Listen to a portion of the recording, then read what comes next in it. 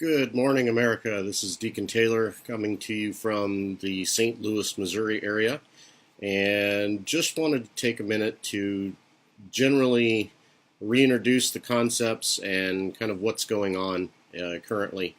So, for those of you that haven't seen me before, I have been selected by Chris Keniston to be his running mate as the vice presidential candidate for 2016, and I encourage you to check out ChrisKeniston2016.com. That's Keniston for the last name. I also encourage you to check out the political party that we are nominated to represent, and that is Veterans Party of America, and that is veteranspartyofamerica.org. So get a chance, get online, check us out, go through that process and learn about what's going on currently in the political process, as well as what's happening with the election laws and all of the other challenges that we are facing. So yesterday I rode from the Louisville, Kentucky area to the St. Louis area, and I was reminded why I don't ride in the rain. By about 2 o'clock in the afternoon, 3 o'clock in the afternoon, I guess, everything was soaked. I was wearing rain gear. I had all of my bags wrapped the way you're supposed to have them wrapped, and everything was soaked. So I realize that this undertaking is massive, and I understand and realize that I can't do it by myself, and neither can Chris. So today I come before you to ask that you go onto our websites, you see what we're trying to accomplish, you interact with us in whatever fashion works for you. I know Chris is very, very active on Twitter. I'm extremely active on Facebook, and we have some incredible teams that are helping us to bridge the gaps between all of the social media systems. Because frankly, I'm kind of old and curmudgeon-y when it comes to technology, and not very good at learning new things like Snapchat and all of these types of things that everybody's using these days. But this thing's growing exponentially. And it's growing at a rate that is, frankly, I think alarming some of the folks in the political establishment, because they really believe that if they keep playing this game of point fingers at each other and not accomplish anything, then the voters will continue to be disenfranchised, and only about 30% of the voters will show up, and those 30% that show up are going to vote either straight party ticket, or they're really voting against the other team. And so as they go through their process and as they continue this debacle of pretending to nominate somebody that they haven't already chosen, and I can share with you through Facebook and social media, there's plenty of information that the Veterans Party of America has exposed where it's very clear that it doesn't matter what Bernie Sanders does, it doesn't matter what Donald Trump does, or Ben Carson does, or Carly Fiorina does, it doesn't matter what any of these outside candidates do, they're not going to receive the nomination from the RNC and the DNC. And so come 2016, you're going to have a handful of choices. You're going to be able to choose to vote for or against Hillary Clinton, and you're going to get to choose to vote for or against Jeb Bush, depending on which side of that two-party cluster, I'll leave off the last word that I would normally put there, that is our government currently. Our government was never meant to be managed by two parties, ever. And so I propose, and I support, and I will constantly push for, there needs to be a plethora of parties in our government, because only through smaller segmented government can we actually have real representation. Think about it. How many parties are really within the grand old party? I can count at least 4 or 5. So why are they all under one umbrella? Why does it need to be managed by somebody like Mr. Boehner, who frankly wasn't doing his job? And now they can't find a person to represent them as the speaker which is creating all kinds of turmoil and issues during the time of government when we need the most work done. We don't even have a Speaker of the House. And Mitch McConnell isn't any better than Boehner. I mean, Pelosi and Reid and Boehner and McConnell, all of them have been in Congress for 40 years. They're career political prostitutes. Anybody that's been in politics for that long has no understanding of what it's like to be an American citizen in today's world. None of them. Even the one that seems to be the most connected to the people, Mr. Bernie Sanders, he doesn't understand what it's like to struggle in American life. Because the man's worth over almost $1 million the last time I looked at his financials. And while he isn't as bad as the rest of them, there are some things that Bernie Sanders has done in the name of politics that are downright despicable, just like all of them. So why do we accept this system? Why do we allow it to continue? Well, in my humble opinion, it's because the vast majority of the American public don't understand how to untangle this mess. Well, it's really simple. We need to invert the government. The federal government was never supposed to manage our lives. Ever. Ever. If you read the Constitution, if you read your Bill of Rights, if you read the processes that our founders went through to establish the constitutional republic, it is very, very clear as to how the government was supposed to operate. No taxation without complete representation. That was the battle cry that started this country. So why do we accept that we all pay enormous amounts of taxes? And I'm not just talking about the folks in the middle class and the folks in the upper middle class and the wealthy and the extremely wealthy. We all pay way too much in taxes. It's absurd. It's absolutely absurd. So I will stand firm on the fact that this is the greatest nation to have ever been conceived and designed, and the constitutional republic has been replicated many times throughout the world since its inception. And most people don't even realize that.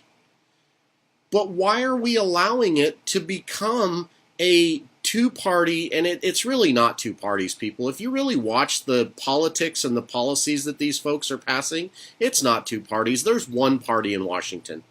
Why are we allowing this single party with two arms to control our lives? Because it's so confusing and it's so ridiculous and it's so absurd that nobody knows where to start. And the reality is you just have to start somewhere. You just have to pick up a thread and start pulling, start following it to the end. And eventually this tangled up mess will untangle itself. But as part of that process, I propose that we need to invert the government. Just flip it over entirely. We need to deregulate D.C. We need a plethora of parties. We need the Republican Party to be broken up into at least 3, 4, maybe 5 different parties. We need the Democratic Party to be broken up into at least 3 different parties. And we need the Libertarians and the Green Party and all of these other smaller parties to finally have a real voice in our government. And frankly, you shouldn't have to be in a party to be represented in our government. There's a lot more people that declare themselves unaffiliated than any other entity in all of our politics, because people are finally realizing that the two parties don't care about us. They never have. It's always been about how they can amass power and control. And it's not like they're a bunch of evil, sick, sadistic people that are just trying to manipulate everything. There are a few very sadistic people in our government, and they are sociopaths or psychopaths. I don't know which, because frankly I don't know them well enough, and I don't want to know them well enough to understand what the nuanced difference between are they a sociopath or psychopath. But I know for sure at least 2 of them that I've had the opportunity to stand face to face to, and neither one of them would I trust with anything. Not even turning my back to them would I trust them. So that being said, we, the people, need to understand that this is still the greatest nation that's ever been assembled.